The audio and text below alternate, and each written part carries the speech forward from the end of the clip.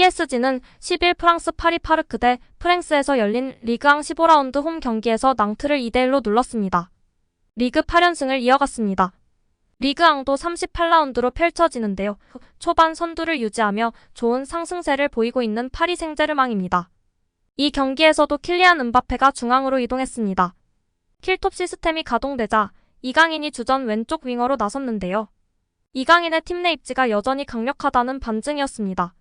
이강인과 음바페의 호흡은 여전히 좋았는데요. 전반 16분 역습 찬스. 이강인이 날카로운 전진 패스를 연결. 음바페에게 기회가 왔으나 득점에는 실패했었습니다. 이강인은 이날 음바페, 바르콜라와 스리톱으로 호흡을 맞추면서 인상적 활약을 펼쳤습니다. 이강인은 축구 통계 전문 매체 소파스코어로부터 최고 평점을 받았습니다. 7.8점으로 득점을 기록한 바르콜라, 콜로 무아니보다 높은 맹활약을 펼쳤습니다. 최근 PSG는 공격 포지션의 변경을 꾀하고 있는데요. 윙어로 뛰던 음바페가 일단 중앙으로 이동했습니다. 이강인은 윙어로 나섰는데요. 음바페와 우스만 덴벨레가 좌우 윙어로 나서면 이강인은 메잘라 형태의 미드필더로 활약하면서 호흡을 맞추고 있습니다. 현지 언론에서는 가짜 9번 전술을 고려해야 한다. 이강인을 중앙에 놓고 음바페와 호흡을 맞추는 게 PSG의 공격력을 극대화하는 최상의 방법이라고 주장하기도 했습니다. 충분히 근거에 기반한 주장인데요. 이강인은 주특기인 탈압박에 의한 공간 패스가 환상적이라는 평가입니다. 1, 2선에서 침투에 능한 음바페가 패스를 받으면 역습 찬스가 많이 생깁니다. 그만큼 골 기회가 많아집니다. 세계 최고 공격수 음바페는 이강인의 이런 진가를 동물적으로 알고 있습니다. 그와 함께 뛸 때 가장 편하면서도 위력적 장면을 많이 만들어내고 있습니다.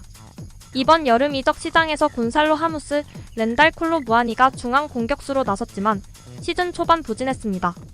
음바페와의 시너지 효과가 많지 않았습니다. 프랑스 현지 매체 르텐 스포르트지는 루이스 엔리케 감독은 공격 조정을 하고 있다. 지난 여름 이적 시장에서 영입한 2명의 센터 포워드 곤살로 하무스와 렌달 콜로 무아니의 부진에 어려움을 겪고 있다. 킬리안 음바페를 최전방에 배치하는 것을 고려했다고 했고 결국 실행에 옮긴 것입니다. 프랑스 레키프지는 루이스 엔리케 감독은 3-3-4 포메이션으로 상대 수비진의 숫자를 늘리기 위해 스트라이커를 사용하는 것을 좋아한다. 결국 랭스전에서 이강인과 음바페를 조화시키는 플레이를 하려 한다고 전했습니다. 결국 낭트전 이날도 음바페는 중앙으로 이동했는데요. 절반의 성공이었습니다. 팀은 승리를 거뒀습니다. 단, PSG가 염원하는 유럽 챔피언스리그 우승을 위해서는 좀 더 완성형에 가까울 필요가 있다는 평가입니다. 이강인이 점점 PSG에서 팀 내 입지를 굳히고 있는 상황에서 최적의 포지션은 어디일까요? 여기에 PSG 음바페가 이강인의 든든한 의리를 과시하며 화제가 되고 있습니다. 경기 중 음바페와 이강인의 훈훈한 장면이 연출돼 이목이 쏠렸는데요. 음바페가 이강인을 위해 상대 선수에게 맞서는 장면이 나왔습니다. 트위터 등에 올라온 영상에 따르면 이강인이 상대 선수에게 다가가 들고 있는 공을 달라고 손짓했는데요. 그러나 상대 선수는 이를 보고도 공을 넘기기는커녕 약을 올렸습니다. 그때 이강인 옆에서 이를 본 음바페는 양손으로 상대 선수를 밀치며 공을 빼앗았습니다. 이내 발로 공을 차 이강인에게 돌려줘 팬들의 눈길을 끌었습니다. 같은 날 커뮤니티 덕후에 어제 경기에서 이강인한테 시비 거는 선수 날려버리는 음바페 등의 제목으로 해당 장면이 담긴 영상이 빠르게 확산되며 화제가 되고 있습니다. 이를 본 누리꾼들은 든든하다, 고맙다 등의 반응을 내비쳤는데요. 또한 국내 축구 팬들은 와 이 조합 찬성일세, 뭐야 이 스윗함은, 음바페 형 진짜 멋있다 감동이야, 그러니까 누가 우리 강인이 건드리래, 새로운 우리 형, 진짜 음바페. 정말 든든해 그냥 팀 분위기 자체가 너무 좋음, 바페 형아 진짜 좋아. 네이마르랑도 2주 만에 아들 애칭 얻으면서 친해지더니 음바페랑도 몇 번 뛰고 나니까 음바페가 되게 예뻐하더라 등의 반응을 보이고 있습니다. 최근 프랑스 현지에서 PSG 팬들이 가장 좋아하는 선수가 된 이강인은 자신의 기술을 파리에서 보여주고 있다. 라는 보도가 화제가 되고 있는데요. 이강인의 어떤 점이 강점인지 등을 면밀히 분석하였습니다. 파리 생제르맹 애널시스가 분석한 통계 기반의 강점 5가지를 전하고 있는데요. 첫 번째로는 이강인 선수의 멀티성입니다. 그 근거로 히트맵을 공개했는데요. 이강인 선수의 터치 히트맵이었습니다. 오른쪽, 왼쪽 가리지 않고 터치하였고 공수 양면에서 터치하는 등 다재다능함이 큰 장점 중 하나라고 소개하고 있습니다.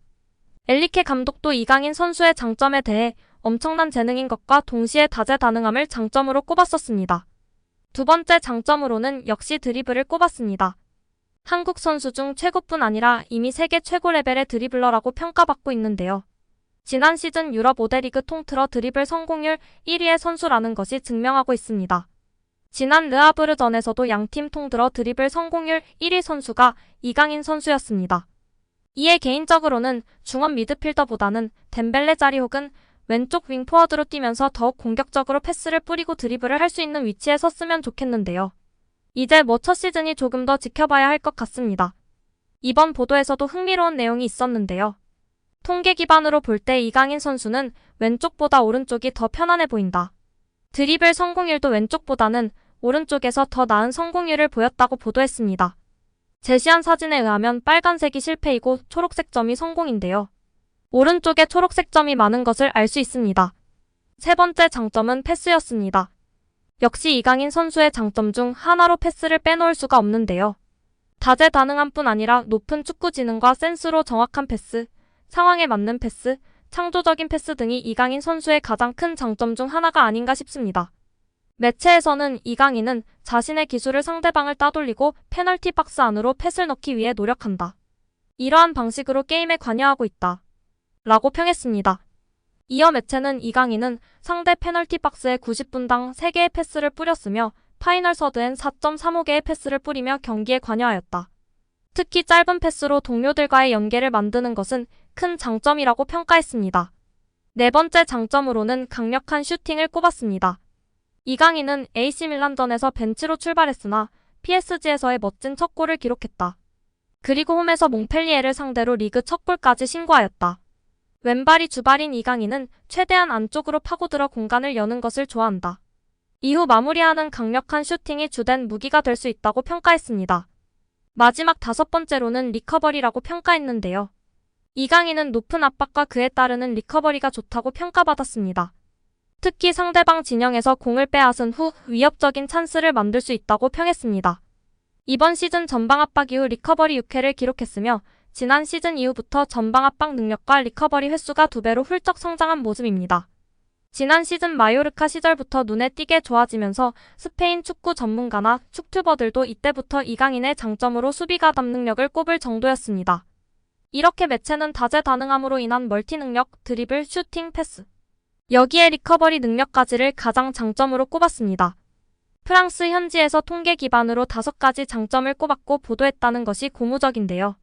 앞으로도 PSG의 핵심 자원이 될 수밖에 없을 것 같습니다. 매체가 다루지 않은 장점으로는 어떤 게 있을까요? 음바페의 움직임을 읽고 적재적소에 패스를 넣어줄 수 있는 유일한 선수인 이강인 선수라고 생각하는데요. 그만큼 축구 센스와 천재성, 축구 지능을 꼽고 싶습니다. 또한 많이들 이야기하시는 탈압박, 볼간수를 빼놓을 수 없을 것 같은데요. 우리 구독자 여러분들의 생각은 어떠신가요? 또한 가장 큰 장점은 무엇일까요?